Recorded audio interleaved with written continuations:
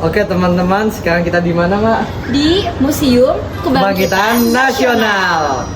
Nah, sekarang kita coba masuk yuk. Ada apa sih di dalam nih? Kita coba masuk ke dalam satu ruangan ini. Oke, kita masuk yuk. Teman-teman tahu nggak sih apa itu Museum Kebangkitan Nasional? Jadi dulunya Museum Kebangkitan Nasional ini adalah Sekolah Dokter Jawa. Nah, di museum ini juga mereka menyediakan beberapa replika dan juga dokumentasi tentang bagaimana dulu Museum Kebangkitan Nasional ini pada saat menjadi Sekolah Dokter Jawa. Nah, untuk teman-teman yang penasaran, kita ikutin terus yuk. Nah, berikut di belakang ini tuh ada foto-foto Sekolah Dokter Jawa pada saat itu. Nah, latar belakang adanya Sekolah Dokter Jawa ini dikarenakan pada saat itu Gubernur Jenderal Dwi Van Fries ingin mendirikan sekolah khusus wabah cacar. Dikarenakan saat itu terjadi wabah cacar yang sangat besar, khususnya di Pulau Jawa, maka Jenderal mendirikan sekolah khusus petugas vaksin guna menangani wabah cacar di sepanjang pantai utara Pulau Jawa dan di wilayah Karaengsi, Denan, Banyumas. Wabah cacar yang meluas di daerah Banyumas dan daerah sekitar ini membuat Dr. Willem Goss ini mengusulkan salah satu usulan yaitu untuk memberikan kursus kedokteran kepada pemuda Jawa. Nah, usulan ini sangat logis karena tidak mengeluarkan banyak biaya.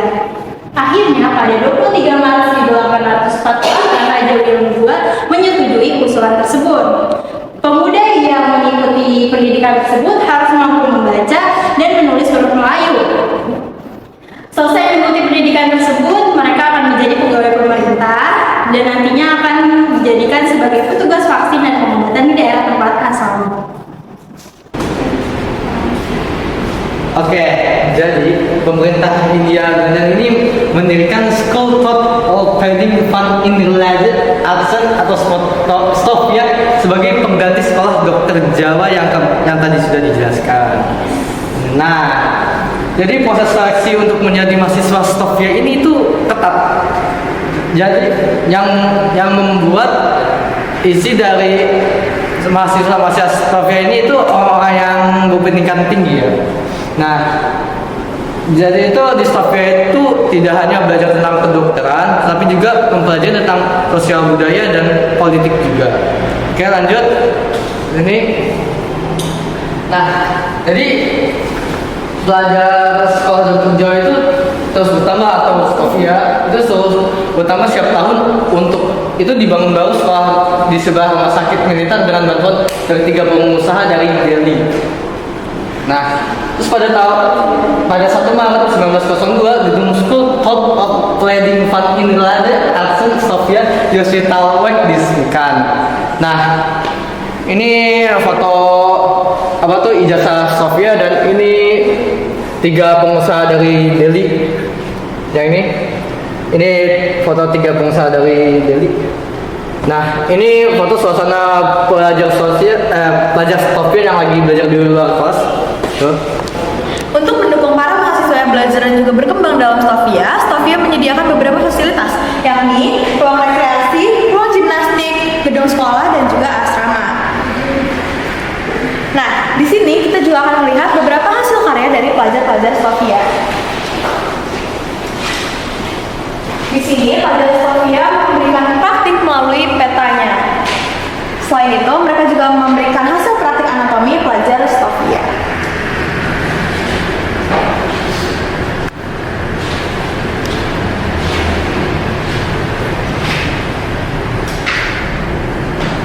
Oke, sekarang kita ada di ruang lulusan STOFIA.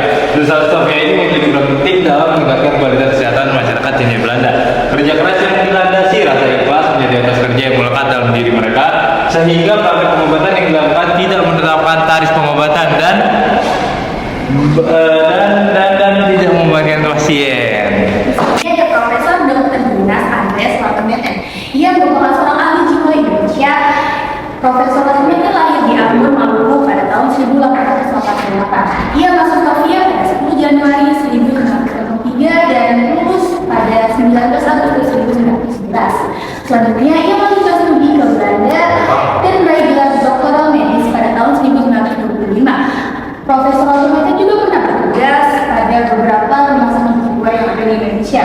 Selain Indonesia Merdeka, pada awal tahun 1946, Profesor Latemeten diangkat menjadi Profesor Psikiatri Sekolah Tinggi Kedokteran yang merupakan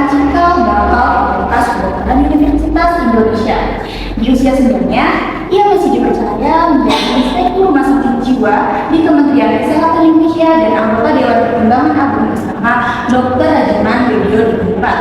Profesor Teten meninggal dunia pada 30 Mei 1948 pada usia 60 tahun. Oke, jadi di sini ada Marie Thomas. Marie Thomas ini merupakan sosok dokter perempuan Indonesia, dan juga ini adalah sosok yang penuh talenta dengan berbagai pencapaiannya. Nah, selain itu, Marie merupakan salah satu dokter yang pertama kali terlibat dalam kebijakan mengontrol kehamilan lewat metode kontrasepsi intrauterine device. Nah, selanjutnya di sini ada temannya yang akan dijelaskan oleh Linta. Selanjutnya, pada tahun 1914, 2 tahun setelah Marie Thomas masuk di Sofia, Anne Edelin yang merupakan gadis anak asa yang kelahiran tanggal 23 Februari 1898 juga berhasil masuk di Sofia. Anne lalu berhasil bersahabat dengan Marie Thomas yang merupakan perempuan pelajar pertama di Sofia. Anne lalu menjadi dokter ahli hidung di kompleks rumah sakit Semarang bersama Dr. Sarjo. Ana memutuskan kembali ke Manado untuk bekerja di laboratorium rumah sakit umum Gunung Wenang yang mengajar di Universitas Samratulangi, dan Ana lalu meninggal di Jakarta pada tahun 1979. Setelah sekolah dokter Jawa digantikan oleh Sofia, di Sofia ini menganut kurikulum yang disamakan oleh Eropa.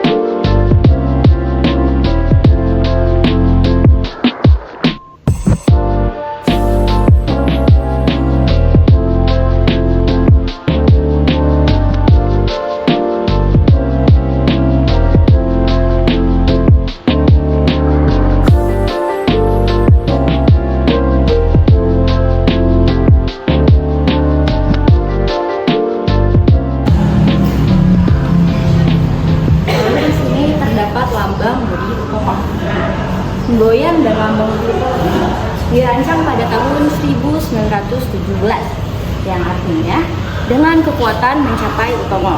Nah, huruf BO ini disingkat dari Budi Utomo.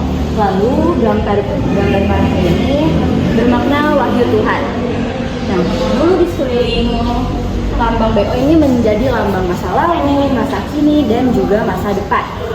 Ya, yang juga menjadi lambang perkembangan beda liar, haniah, dan susila. Jadi lambang BO ini bergantung pada pita pancawarna yang menggambarkan keuletan, yaitu warna hitam, warna merah artinya warna keberanian, dan warna kuning itu artinya kekayaan material, dan warna hijau melambangkan kemakmuran, serta warna putih melambangkan kesucian.